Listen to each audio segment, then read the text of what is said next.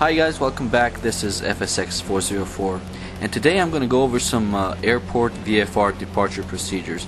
Basically I want to do this lesson right now because you should really be familiar with proper departure procedures from an airport.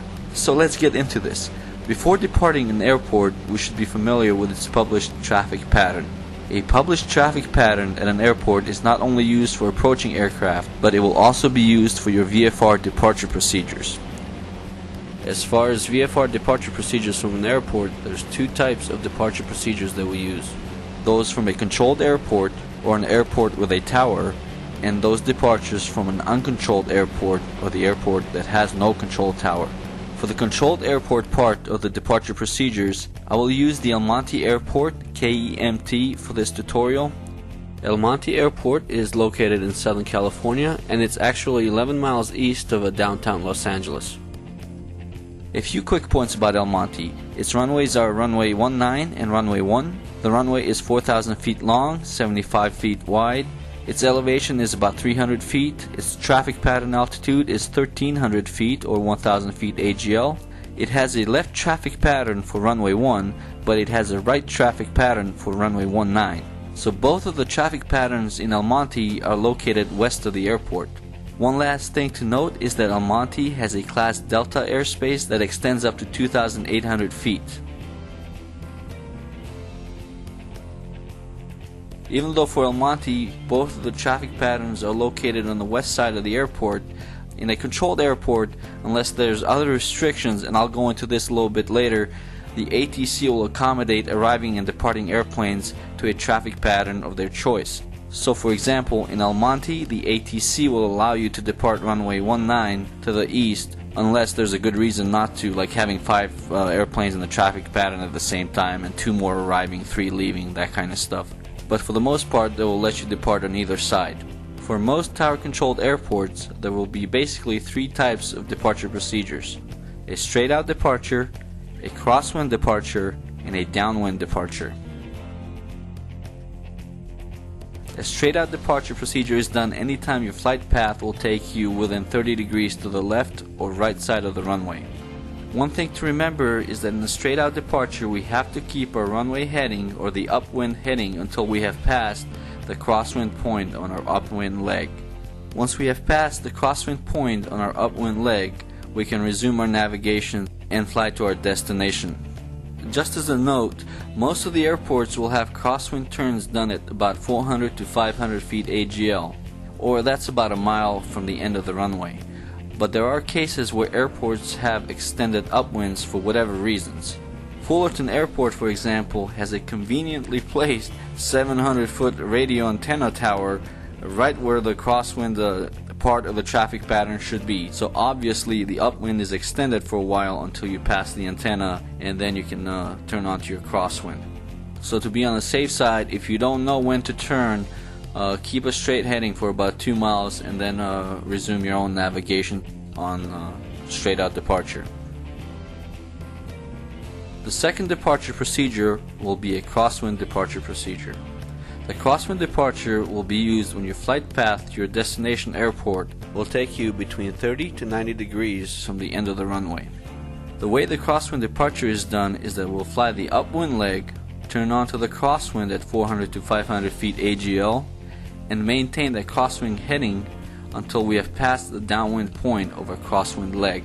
Once we have crossed our downwind point on our crosswind leg, we can resume our own navigation.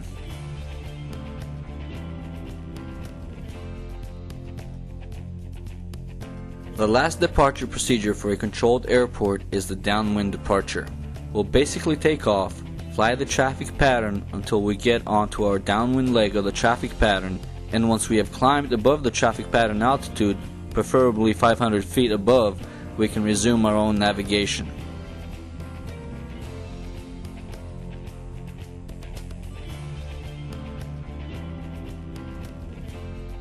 One thing to remember about controlled airports is that they have an airspace around them. It's going to be either Class Delta, Charlie, or Bravo. El Monte happens to be a Class Delta airspace, and as long as you're inside that airspace, the tower will control you in VFR conditions. And as soon as you leave that airspace, whether it be away from it or above it, the tower will give you a frequency change. For the uncontrolled airport departure procedures, I will use the Corona Airport in Southern California, KAJO. A few quick points about Corona. Its runways are runway 7 and 25. The runway is 3,200 feet long and 60 feet wide. The elevation is 533 feet. Its traffic pattern altitude is 1,533 feet or 1,000 feet AGL. And it has a left traffic pattern for runway 25, but it has a right traffic pattern for runway 7. So both of the traffic patterns at Corona are located south of the airport. So getting back to the departure procedures, when departing Corona Airport, there are 4 different ways we can depart an uncontrolled airfield. A straight-out departure, a crosswind departure, a downwind departure, and for the uncontrolled airports, there's something called the midfield departure procedure. The first departure is a straight-out departure. This departure is exactly the same as in the towered airport. You fly straight for about 2 miles and then you resume your own navigation. For a crosswind departure at Corona, from runway 25, we can only do a left crosswind departure to the south. And from runway 7, we can only do a right crosswind departure to the south. Because both of these traffic patterns are located to the south, our crosswind departure must be done to the south. For the downwind departure at Corona, from runway 25, we can only do a left downwind departure. And from runway 7, we can only do a right downwind departure.